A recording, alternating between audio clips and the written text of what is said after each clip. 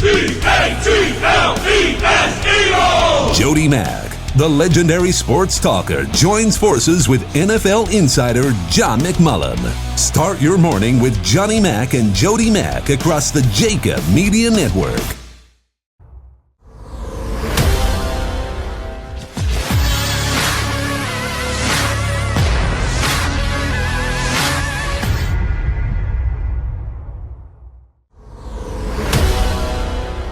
Past 4 o'clock hour. He was running around yesterday, but that's okay. We got our football in the 20s on a Wednesday as we welcome in our good friend John McMullen. Johnny Mack, of course, at JF McMullen, Eagles Insider, covers the NFL, JAKIB Media, SI Now, the Philly Voice, Sports Map Radio, his own show, Extending the Play. He's with Rothstein during the week as well, Monday to Friday around 7:30 at night. He's kind enough to join us on a rainy Wednesday. How are you, my friend?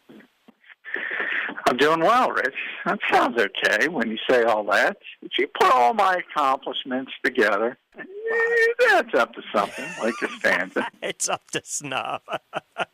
That's a nice little resume builder, right? Building a little equity up with the listening audience.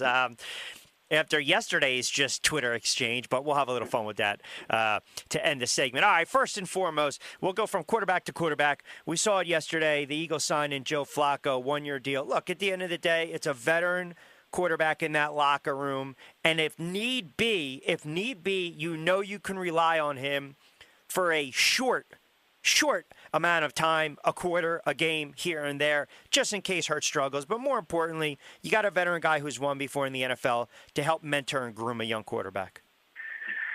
Yeah, I mean, I think the only way to look at it is through the prism of what sort of Jeffrey Lurie has ordered. And by that, if you're using that as your measuring stick, this is as good as you're going to do. This is, as you mentioned, a veteran guy who's not going to create waves. Remember, if they went out and got another Super Bowl winner, and Jalen Hurts had what is inevitable at certain points, struggles, everybody would be clamoring for Nick Foles. In this case, they're not going to be clamoring for Joe Flacco. So I think it was a good signing.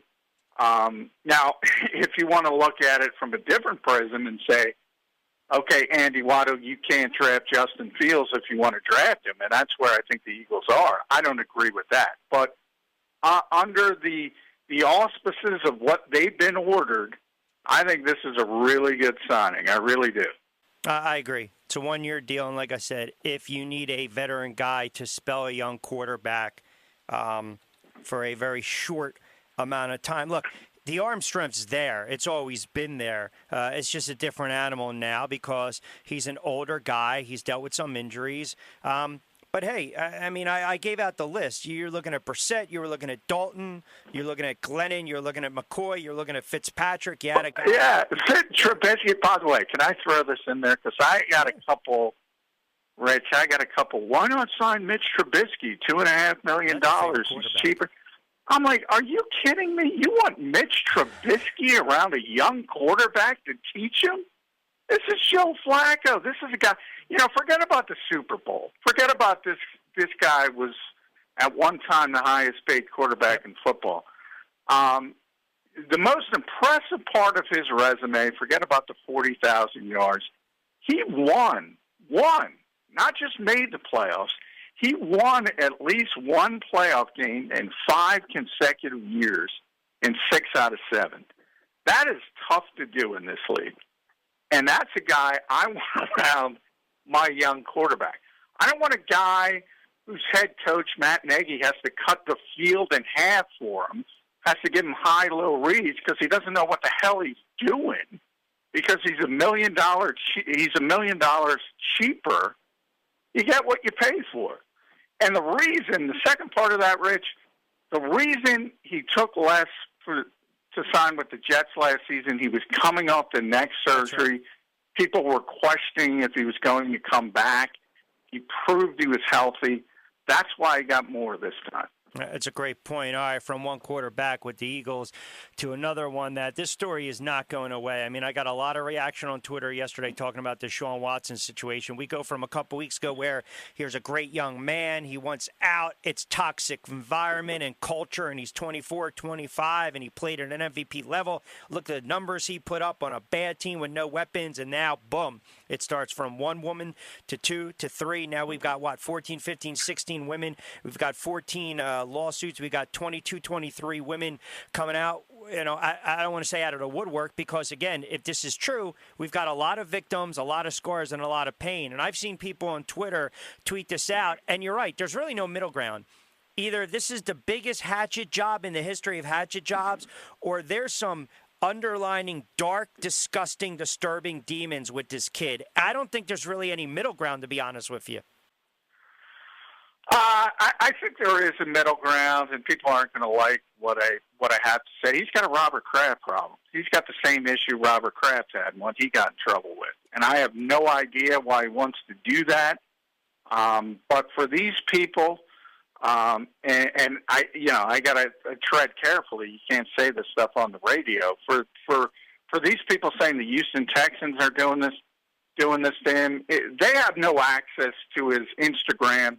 Instant messaging or social media. He's got issues. He's got things to explain. He may never play again, Rich, because of the environment we're in and where this is going. I think it's going to be really, really bad. Tony Busby is a moron. I'd be the first to admit it, but this is getting out of control, and he's got a lot of problems right now. I'm going to put it bluntly. So, a couple things. I agree with you with the Robert. Listen, I mean, if what you do on your own time is your own time, but to habitually keep going to these, whether getting the in-home massages or going to massage parlors and whatnot, and to have that type of behavior. Listen, at the end of the day, where there's smoke, there's fire. I'm sorry. Maybe some are coming out to blackball and to blackmail him and to get a payday. But, man, I'm telling you, I've read the description. I've read a lot of this, and it just – I'm a believer of where there's smoke, there's fire. And I think you're right, the whole Robert Kraft, like you said, to quote, he has a Robert Kraft issue. And I also think you're 100% correct by saying that people think the Texans are doing this. For what? You're right, no, they don't have access to what Deshaun Watson, because I think it's easier for people to sleep well at night to think this guy is getting sabotaged by the franchise because he requested a trade, which is absolutely ludicrous. Yeah, well, it would do the Texans no good. You got to use common sense. The Texans were at the point where they kind of knew they were going to have to trade him before any of this started. The only thing you want to do at that point is pump up value. Believe me, this is not the way to pump up someone's value. You're talking about 3 first-round picks and these astronomical things coming back. The Houston Texans did not want this to happen. So I don't know what people are thinking. But, he's basically come out and admitted now that these Instagram messages and certain people, so now you've gone into a different phase where you're saying people are trying to blackmail him, which is possible. There's no question about it. Anytime you're a high-profile person, you make a lot of money. Some might want to take advantage of that situation. I think we're at the best-case scenario for Deshaun Watson right now. Is these were actions between consenting adults. That's the best he can hope for. His reputation is still going to take a massive hit.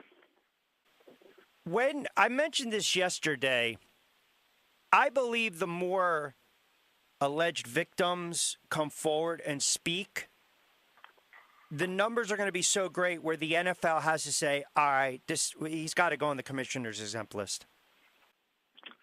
It's one thing about Roger Goodell, I've argued this for a long time. The NFL should have never gotten into the investigation business. It's not their purview. It's not what they're good at. But they set those precedents. They've already done it. So it's really hard to do a 180 now and say, we're going to let this guy skate. You look at Ezekiel Elliott, for example. I mean, there's no criminal charges there. Accusations, allegations, suspended for 6 games. This is what the NFL has done, and this is the mistake they've made. It's really difficult and, to educate the public, to be honest, and the NFL has done a really bad job of it. They should have, at the very beginning, you go all the way back to Ray Rice in Atlantic City. At the very beginning, Roger Goodell should have said, you know what? We're going to let the authorities' legal implications handle this. When it's done, then we'll make our decision. But the toothpaste is out of the tube there. What happens if it comes to light in a week or 2 or 3 where everything was fabricated, everything was made up? Because court of public opinion, especially when it comes to very toxic environments such as social media, they've already made up their mind. They want to be judge, jury, and executioner. We know that. So do certain media outlets and so do talking heads. We get that, right? So what happens if, hey, man, this was just all this major, huge conspiracy like out of a movie where everyone was out to just pinpoint get this one kid, this one NFL franchise quarterback, a star of the Houston Texans, and everything was just BS. If you're still a team, because the Jets have basically said, we don't want any of this, that's why they've kind of backed out. If you're a team, are you thinking of, hey, you know what, the Texans now, we can lowball them to get this kid? Or if you're a franchise, I can't even imagine trading for him and then sitting there having that type of press conference. Yeah, well, that's the thing, because the Eagles have been on the peripheral, at least with that. Jason Locke and Fora, Aaron Wilson have both come out with reports before this all ramped up that the Eagles were sort of a mystery team involved. No, you can't trade for this guy at this point. If you're the Jets, the Dolphins, the Eagles, anybody, Broncos, anybody, you cannot trade for him until it shakes itself out. Especially when you're talking about what what is going to be sent back. Now, if the Texans say, okay, we'll take 1 first-round pick, let's get him the heck out of here, I can't even imagine you do that at this point.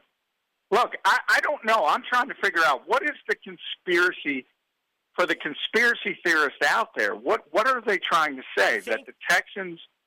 because Tony Busby likes Houston or knows the McNairs, that he's trying to ruin his reputation. I guess that's the conspiracy. But then again, now you have Watson coming out and at least through Rusty Harden kind of admitting these messages exist. Well, case closed at that point. The Texans don't have that kind of power. And, I guess you could blame it on Busby by himself. I mean, again, why would the McNairs want to lower the value of a player they might have to trade? Doesn't make sense on any level. I've said this for how long? At the end of the day, it's still business. I mean, it has to be run like a business, period. I just think the whole thing, it's just something doesn't pass the smell test. Like, it just doesn't sit right. It doesn't jive with me. And I'm wondering, too, you said he might never play again. Listen, it might sound so far-fetched, but I tend to agree with you because this might be damage that can never be healed. This might be, from a PR standpoint. I mean, even if you're a team that thinks, okay, we can lowball the Texans, we make a trade for this kid, and then what about the revolt by the fan base and the backlash?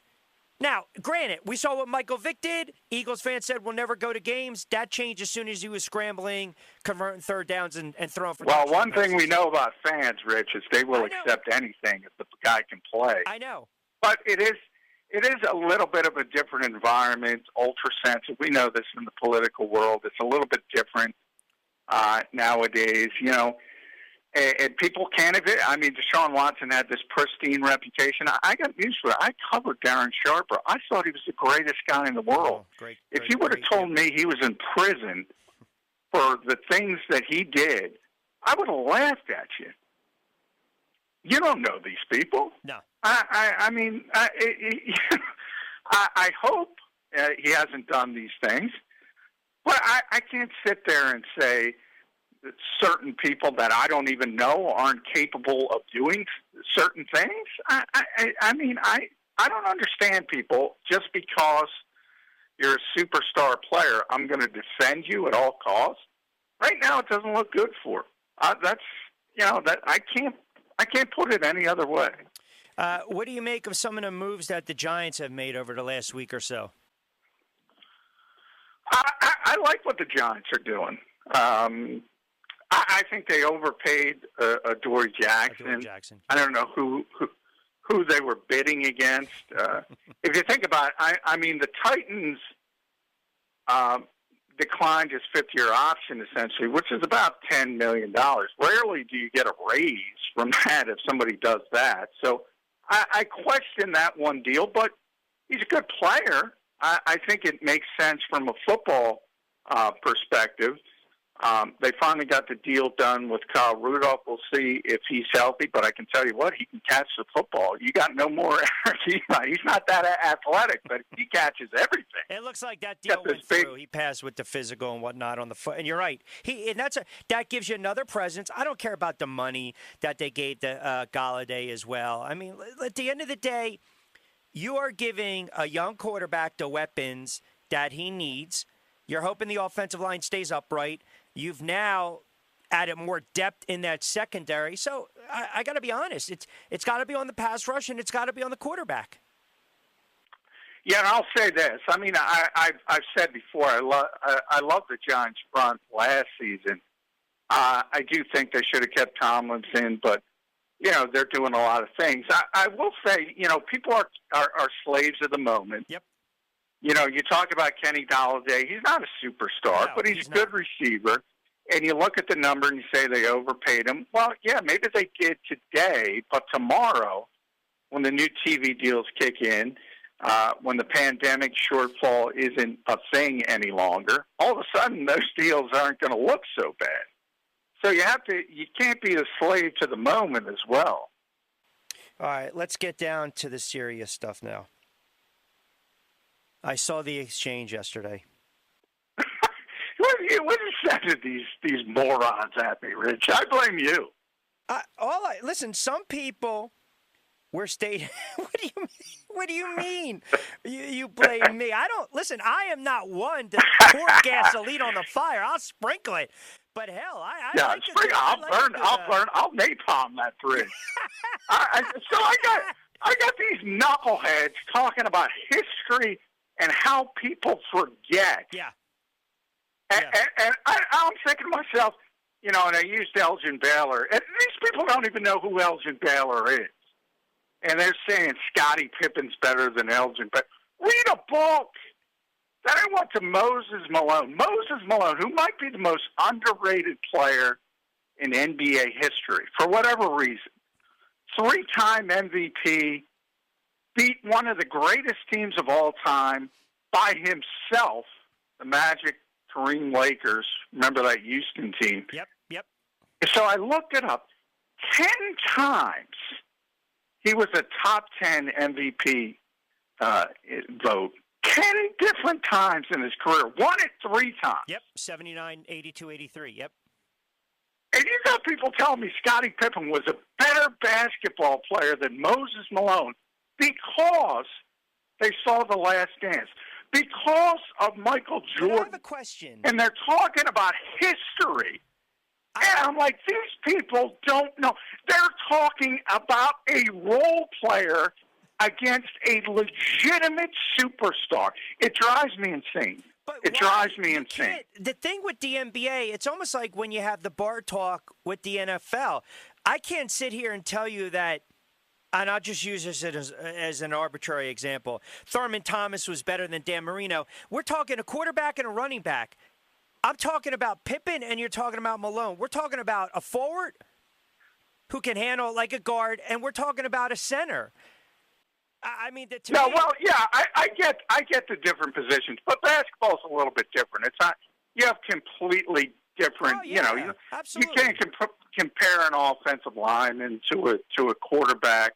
But what you can do is talk about their dominance of the game. And superstars are dominant. And that's why I say I love the base. That's what baseball people do, and that's what I said. You know, I talked about slaves of the moment. We're talking about contracts in the NFL. Yeah. That's why I always say, look at the moment. Look at where they were in that particular season. When Moses Malone is winning MVPs, what does that tell you? Yep. Tells you he's the best player in the NBA. 3 different times. 10 different times he was in the running to be the best player in the NBA. Look at Scottie Pippen. Yeah. If now Malone becomes that restricted free agent after 81-82. Remember, he signed that offer sheet. And so think about this, right? And that's the Sixers were basically coming off a series final appearance where they lost to 6 against the Lakers. I mean, Abdul-Jabbar just dominated Caldwell Jones and Dawkins. So without making that move for Malone, and here's another little side note, and I know you already know this, but he is considered technically the first high schooler to ever come out and jump right into the NBA. Yeah. And Kareem used to get migraines when he would have to play Moses Malone, like Scottie Pippen. and that's one of the great players of all time. Kareem's in that conversation. That's what I'm saying. When you have a superstar, and then I get in the time machine argument, and people say, "Well, they're better athletes today." No question about that. I never argue that, but I always say the time machine works both ways. Of course, it does. And my best example of that would be Wilt, because Wilt. And you can talk about who's the best player in NBA history, who's the best. He's the most dominant player in NBA history. They changed the rules of the game for him. You know, it's a guy who averaged 30 rebounds a season, averaged a triple-double, scored 50, blah, blah, blah. All these unbelievable numbers. It was like Bob Gibson. In baseball, they had to lower the pitching mound. He was too dominant. So when you start talking about players like that, and you say, well, yeah, but Wilt didn't have to play against. Guess what? Wilt was so far ahead of everyone from a genetic standpoint.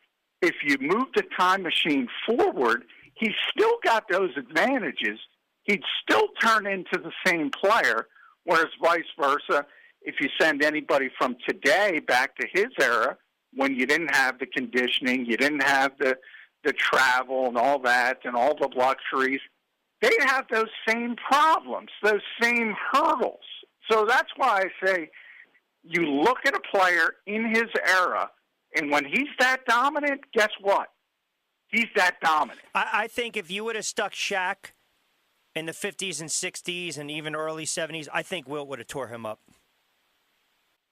Oh, God, yeah. Because you look at Wilt versus his peers, and again, he was so far ahead of his peers from a geneticism standpoint, just from a physicality standpoint. Again, you're moving forward. You have those same advantages if you move the make-believe. That's my biggest joke. The time machine only works one way. But if it's a time machine, in theory, it's got to work both ways. Doesn't it? No, it does. The make-believe time machine? I looked at – I knew we were going to have this conversation today, and I looked at – and I knew you were going to actually revert back to Chamberlain. Last night I pulled up his numbers. They're unreal. Johnny Mac, the first 6-7 years – first of all, he averaged 50 points in a season. It's unbelievable. He averaged 50 in 1961-62, but prior to that, 37-38, then 50, 44, 36, 34, 38, 30, 33 when he was 29, and then he averaged 27 at the age of 33. I mean, yeah, and by the way, there was the one season where he played more minutes. Yep. He played over 48 minutes a game because of overtime. 61, he never 62. missed a minute. Yeah. I think he also led the league in assists one year for big men, I think. Yes. I think 70 or yes, 70, he did. Yeah. I mean, listen, I mean, hey, you don't have to argue with me. The Pippen thing was just funny. I love they came out of the woodwork, my friend. They were on full. Well, because again, it really is. You have these people that and I've always said it speaks more than anything to the greatness of Michael Jordan, because these people are talking about a role player. If you want to say he's the greatest role player of all time, I wouldn't even argue with you there.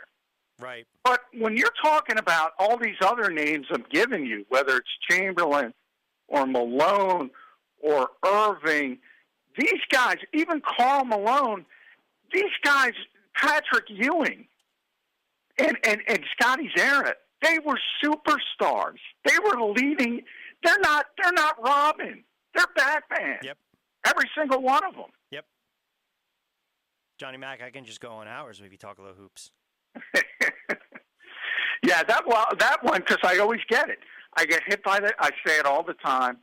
I wrote about it when I was covering the NBA when it happened, when he was named to the all-time 50 team. I said, he sticks out like a sore thumb. Everybody on that list is a Batman except Scottie Pippen. I'm telling you what it reminded me of, right? Roof, Garrett, Mantle, Costanza. Just stands it. Johnny Mac. I'm telling you, man. Look at that list. We will catch Sticks out like a sore thumb. We will catch you tonight with Ryan, correct? Yes. All right, pal. Hopefully. Bye. We'll tune All right, in. buddy. All right. Appreciate it. You got it. Johnny Mac. Fiery and feisty, John McMullen. Football in Philadelphia is a lifestyle, a passion from birth, and a personal responsibility to know the game. Boo when necessary. And think about Eagles! Every second of every minute of every hour of every day. Birds 365 was created for you. Jody Mack, the legendary sports talker, joins forces with NFL insider John McMullen. Birds 365. Start your morning with Johnny Mack and Jody Mack across the JAKIB Media Network. Watch it live on YouTube.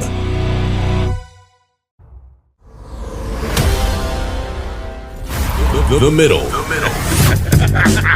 We need a Lil Maze. Wait, what was the commercial? Yeah, Harry goes, I don't need a Lil anything. You'd have Lil Harry or Lil Maze. Lil Maze. And you pull a string, and it says, I am out. Or sort of like 4 or 5 different Maze sayings. Now that's an idea. Did you see a Shander doll? It never stops talking. No. You don't even need to pull the string. The Middle with Eitan Shander, Barrett Brooks, and Harry Mays. Weekdays from 11 a.m. to 1 p.m. Eastern.